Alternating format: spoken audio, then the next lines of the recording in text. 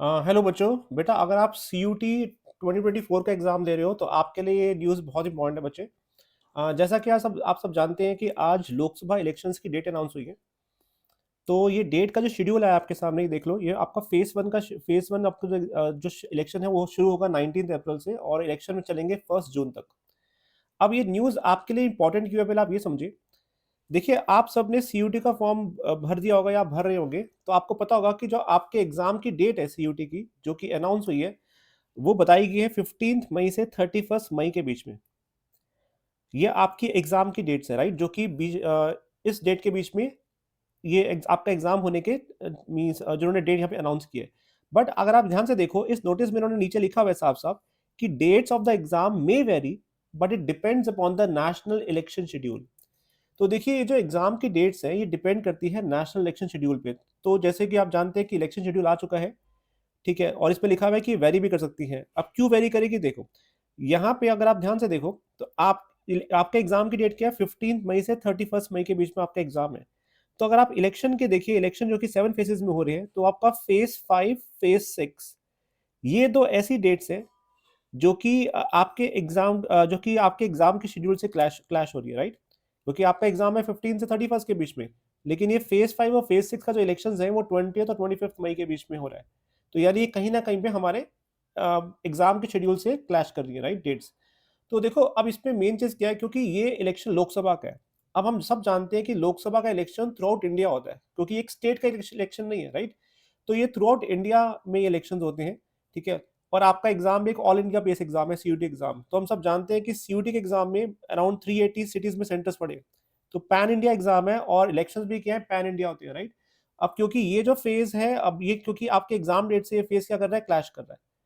तो yes, now you can say that there is a chances, there is a very, in fact I will say there is better chances कि हो सकता है कि आपका exam postpone हो जाए कुछ दिन के लिए। लेकिन अभी हम कुछ भी पक्का नहीं बोल सकते, क्योंकि ये सब डिपेंड करता है। देखो, यूजुअली क्या होता है, जो एग्जाम के सेंटर्स होते हैं वो आमतौर पे स्कूल्स में पड़ते हैं। अब जैसे इस बार सीयूटी ने, एनटीए ने अनाउंस भी किया था कि आपके कुछ एग्जाम्स हाइब्रिड मोड में भी होंगे और आपके मतलब आपके कुछ एग्जाम्स ऑनलाइन बेसिस पे होंगे, कुछ ऑफलाइन पे होंगे। तो ऑफ कोर्स अगर वो ऑफलाइन बेसिस पे एग्जाम कराएंगे तो एग्जाम के सेंटर्स कहाँ पड़ते हैं बेटा, स्कूल्स में पड़ते हैं या कॉलेज में पढ़ेंगे।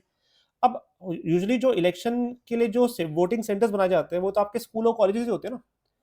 तो अगर हमारा ये इस फेज में ये आपके जो डेट्स हैं ये ऑब्वियसली बात है क्लैश कर रही है, तो ऑब्वियसली बात है फिर आपके एग्जाम्स होने के चांसेस बहुत कम बन जाते हैं इसके अंदर। क्यों? क्योंकि उस दिन तो ऑब्वियसली बात है सारे के सारे स्कूल्स बुक होंगे जिस पे वोटिंग्स होंगी, ठीक है। तो फिर आपका एग्जाम कैसे हो पाएगा उस पर?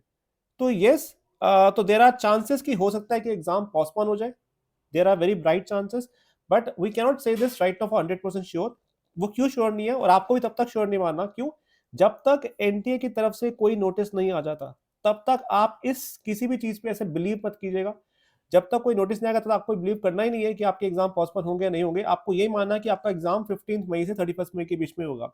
देखो, उसका एक मेन रीजन ये भी है, अगर आप सी ऑब्वियसली बात है, अगर if you are looking for a very good university, कि अब मैं चाहता हूँ कि मेरा मेरा एडमिशन बहुत ही अच्छी यूनिवर्सिटी के अंदर हो, राइट, मेरी जो ड्रीम यूनिवर्सिटी है, मुझे मेरा ड्रीम कॉलेज मिले, राइट, और मुझे मेरा ड्रीम कोर्स करने को मिल जाए। तो ये तभी पॉसिबल है बेटा जब आपके सीयूटी के अंदर बहुत अच्छा स्कोर हो। आप जानते हैं कि अच्छी यूनिवर्सिटीज में, अच्छे कॉलेज में एडमिशन लेना बहुत टफ है, बिकॉज उसमें कट ऑफ बहुत हाई जाती है। सो बहुत ही नेक टू नेक कॉम्पिटिशन होता है। देखो, अगर आपको कोई भी कॉलेज लेना तो बात अलग है, वो तो ऑब्वियसली बात है आपको कुछ भी मिल जाएगा। लेकिन अच्छी यूनिवर्सिटी में अगर जो आपका ड्रीम है कि मेरे को उसी कॉलेज में जाना है, तो ऑब्वियसली बात है you have to score very very good marks in CUET exam. तो अगर आपका एग्जाम पोस्टपोन होता है तो yes, there is a opportunity for you in that case कि यहाँ आपको कुछ दिन एक्स्ट्रा मिल सकते हैं उसमें। तो कुछ दिन अगर एक्स्ट्रा मिल जाएंगे तो अच्छी बात है, आपकी प्रिपरेशन को आपको और बेटर टाइम मिल जाएगा प्रिपेयर करने के लिए, राइट, ठीक है, ताकि आप और बेटर प्रिपेयर कर पाएंगे उस चीज के लिए। क्योंकि आप में से काफी लोग तो इस समय 12th के एग्जाम ही दे रहे होंगे, अभी आपका बोर्ड का एग्जाम और होगा तब आप सीईटी के एग्जाम की प्रिपरेशन करेंगे प्रॉपर्ली, राइट।